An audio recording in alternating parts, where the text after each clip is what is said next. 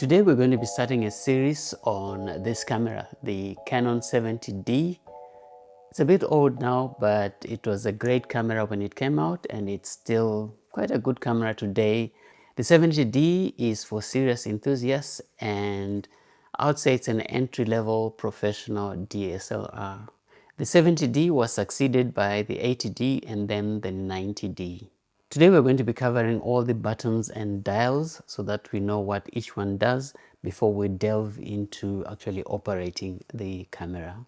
The first thing we want to look at is right at the front. You have your lens mount index marks and you have two marks on the camera. You can see the red dot and then a white square. And so for you to put the lens on the camera, you need to line up the squares or the red dot, press it in and then twist it clockwise until it clicks into place. The red dot is used for the Canon EF lenses, and then the white square is for lining up with EFS lenses, and these are designed specifically for crop sensor cameras like this 70D. If we go to the top right, you'll see your shutter release button, which is right here. And this is the main button that you use to take pictures. And to do that, you half press. That activates the autofocus and what we call metering, how the camera measures exposure. And once it's done and it's in focus, you then fully press it and that takes the photo. If you look at the bottom of the lens on the camera body, there's a little button that's there, and this button is called the depth of field preview button.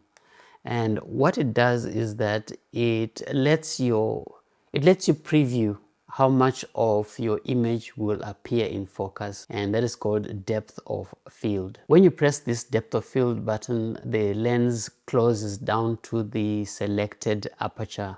And these are some of the things we'll cover later in this series, but the aperture is the opening of the lens that allows light in. And this aperture affects how much of your background is in focus. Next, on the side here, you have another small button on the body with a little lightning icon. And this is your flash button. And when you press it, you manually pop up the flash when you want to use it. Now, if you are in the creative zone mode, which we will cover later, it also gives you access to some of the flash settings that you can change. The next thing we want to look at, on the front of the camera, you have a little light just there, and that's your red eye reduction and self-timer lamp. So in red eye reduction mode, what this light does is it will send out a little flash before the main flash comes on, so that the eyes of your subjects contract a bit and it reduces that ghostly red eye that you see that is caused by flash in dark environments. In self-timer mode, the light will blink during self-timer countdown to show that the self-timer is working and is about to take a picture. If we look on the left side of the camera, on this side, you have all your inputs and outputs. The first one is your mic input at the top, and this allows you to connect external microphones for better audio quality during video recording. And it's always recommended that you do that because the onboard mic is not very good. The downside of this camera, I don't know why they did this, but it does not have a headphone jack. So you're not able to monitor what you're recording. You would have to watch the meters on the screen to see that you are having a good signal. Below the mic jack, you have your remote control terminal. And this is used for wired remote triggers and what they call intervalometers. Under the next flap, you have two connections. You have your HDMI out, and this connects the camera to a TV or external monitor using HDMI. And this camera has a mini HDMI port, not a full one. And the other one is your AV out and USB port. And this is used for transferring your photos and videos to a computer. And then you have, again, on the side, right at the top there, you have your speaker. And this plays back recorded audio during video playback. Now, if you go to the top of the camera, the first thing that we're going to see on the left, and very important, is your mode dial. So we're going to cover the modes in another video in detail, but some of the most important ones would be your auto mode, your program, your aperture priority or AV, your shutter priority or TV, and your manual mode. The dial has a locking mechanism, and there's a button in the center which releases the lock. So when you're moving the dial, you need to press the lock in so that you can move the dial. Next to the mode dial, you've got your power switch. This turns the camera on and off. Next, we have your main dial, and this is located near the shutter button. And this main dial is used to adjust settings, and some of those settings are things like your shutter speed, your aperture, and when you're in the menus, you can also adjust your menu settings. The function of the main dial changes depending on the shooting mode and what you are doing. At the top of the camera, you have your hot shoe. The hot shoe is the mounting point for external flashes and other accessories. Next, we have the LCD panel, and this top LCD panel shows imported settings quickly. And this may include things like your battery level, your ISO setting, aperture, shutter speed, and drive modes. This saves battery power because you don't always need to be looking at the rear screen to get all that information. You can just look at the top screen. Now, when you are in certain environments, you might not be able to see the screen clearly, and so we have a little button on the side, which is the LCD panel illumination button, and it lights up the top LCD for low light viewing. Next to that, you have what we call the metering mode button, and this changes how the camera measures brightness or exposure. I'll explain all these in a subsequent video. You have your AF button, and this changes autofocus operation modes. There are different autofocus modes on the camera. You have one-shot autofocus, you have AI servo, and you have AI focus. Next to that, we have what we call the drive button, and this controls how photos are taken. So when you press the shutter, the drive mode decides whether the camera is going to take a single shot, or it's going to take continuous shots in succession, or you are going to be using the self-timer mode or the quiet mode. So that's your drive button. And next to the drive button, you have your ISO button. ISO or ISO is a measure of how sensitive your sensor is to light, simply put. And so the higher the ISO, the more sensitive your sensor is to light and the brighter the image, and vice versa. The lower the ISO, the less sensitive the sensor is to light, and so the darker the image. And so ISO is one of three things that you use to change the brightness of your image. Now let's look at the back of our camera where a lot of our controls are. I think most of our controls are at the back. Starting off on the left here, you've got your menu button, and this opens the camera's menu system where deeper settings are adjusted.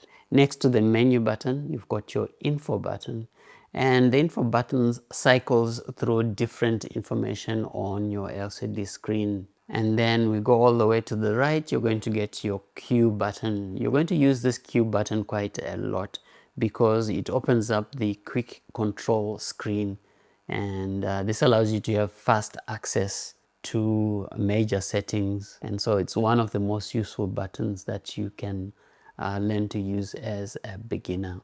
Another very important button is your set button. This is the one that you use to confirm selections inside menus and setting screens. So next you have your multi-controller, and it's made up of different parts. You have it's like a small joystick that you use for moving different things around the screen, navigation, and selecting options. And so this is made up of the directional buttons. Those are the ones that have little lines on them, and these directional buttons are used for navigation and quick settings access. Around those navigational buttons you have your quick control dial, and this is the large wheel that you use for changing settings quickly. Next, we want to look at the AF area selection mode button. So when you're in autofocus mode, you have to tell the camera how to manage the autofocus, and you have different modes, and the three that we are going to be looking at are single point autofocus, where the camera just looks at a single point. You have zone autofocus, where the camera looks at a certain zone to grab focus, and then you have also your automatic AF selection, where the camera makes a judgment on what it is supposed to focus on and locks focus that way. You have your live view shooting and movie shooting button, and this button you use it to go into live view when you're shooting photos if you want to use the screen instead of looking through the viewfinder. And if you're in movie mode on this side, that's what you use to start and stop recording movies.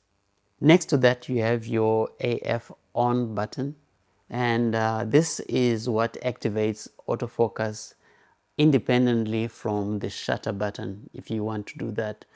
And so this is very popular with advanced users who use what is called back button focusing. So instead of half pressing the shutter to focus and then taking the photo, you use the back button to focus and then the shutter to take the photo.